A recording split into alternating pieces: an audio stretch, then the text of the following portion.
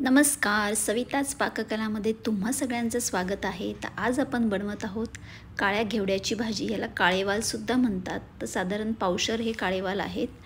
तर त्यासाठी सर्वप्रथम मसाला वाटून घेऊया। त्यासाठी घेतलेली आहे कोथिंबीर, 2 लसणाच्या पाकळ्या, 1 हिरवी मिरची आणि चतकोर आलं आणि 2 टेबलस्पून खोबरं, ओलं खोबरं घेतलेलं आहे मी। हे वाटून आपण बाजूला ठेवूया। थोडासा कढीपत्ताही घातलेला आहे। 2च टेबलस्पून आपण ऑइल घालणार आहे। कमी तेलामध्ये आपण चमचमीत भाजी करणार आहे। ती ट्रिक बघा, तुम्हाला पुढे बघायलाच मिळेल। तर आता आपण घातलेली आहे जिरी मोहरी, थोडीशी हळद घालणार आहोत। हळद घातली की आपण जे वाटण केलेलं होतं ते वाटण आपण छान परतून घेणार आहे। आपण वाटण कशा पद्धतीने परततो त्यावर त्या भाजीची चव आणि त्या भाजीचं टेक्स्चर ठरतं। तर पहा, आपण आता वाटण टाकून घेतलेलं आहे। वाटण व्यवस्थित छान परता। ते परतण्याची पण एक पद्धत आहे। कमी तेलामध्ये वाटण कसं परतायचं आणि कमी तेलामध्ये वाटणाला तेल कसं सुटेल हे पहा आता। तर आपण घालत आहोत इथे 1.5 टीस्पून लाल तिखट।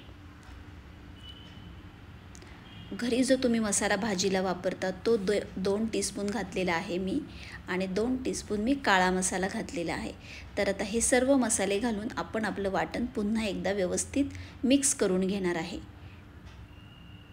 आणि त्यामध्ये आपण थोडंसं चवीपुरतं मीठ घातल्यानंतर वाटणाचा थोडासा कलर बदलतो आणि वाटण हे पटकन परतलं जातं।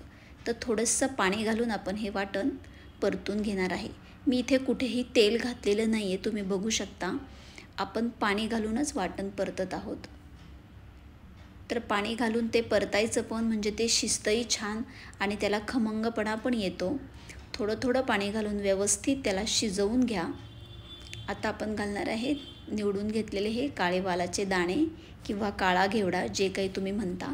पावसाळ्यात हा घेवडा खूप प्रमाणामध्ये उपलब्ध असतो आणि तो तितका स्वस्तही होतो। तर बघा, वाटण आपण छान परत एकदा काळे दाणे घातल्यानंतर परत एकदा व्यवस्थित झाकण ठेवून छान परतून घेतलं आहे।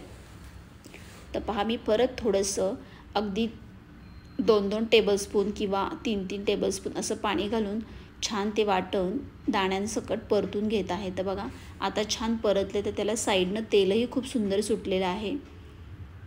आपण कुठेही तेल घातलेलं नाही आहे, आपण पाणी घालूनच परतलं आहे, तरीही त्याला छान तेल सुटलं आहे। आता मी घातलेलं आहे गरम पाणी घातल्यानंतर तुम्ही बघू शकता वरती कशी छान तर्री आली त्याला। तर आपण ज्या पद्धतीने वाटण परततो त्या पद्धतीने त्याचा रस्सा हा तयार होतो। तर रश्श्याला जो काही वरती कलर आला आहे तो फक्त आपल्या वाटण व्यवस्थित परतण्यामुळे आलेला आहे। तर आता भाजीला छान उकळी आली की आपण त्यावरती झाकण ठेवणार आहे।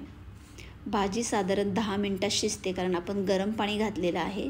तर अशी व्यवस्थित भाजी मिक्स करून घ्या। व्यवस्थित हलवल्यानंतर आपण त्यावरती परत एक उकळी काढून मग आपण त्यावर झाकण ठेवणार आहे आणि झाकणावर आपण थोडंसं पाणी घालणार आहे, म्हणजे आपल्याला एक वाफ निघाल्यानंतर ते गरम पाणी त्या भाजीमध्ये घालता येतं।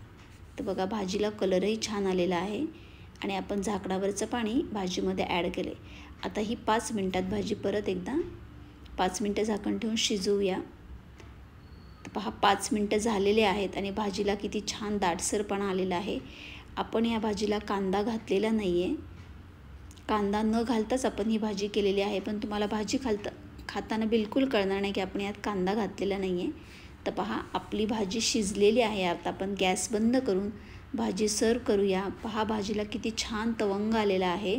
कमी तेलामध्ये सुद्धा सुंदर भाजी झालेली आहे। तुम्हाला ही भाजी कशी वाटली मला कमेंट बॉक्समध्ये नक्की सांगा। रेसिपी आवडल्यास चॅनलला लाईक, शेअर, सबस्क्राईब जरूर करा।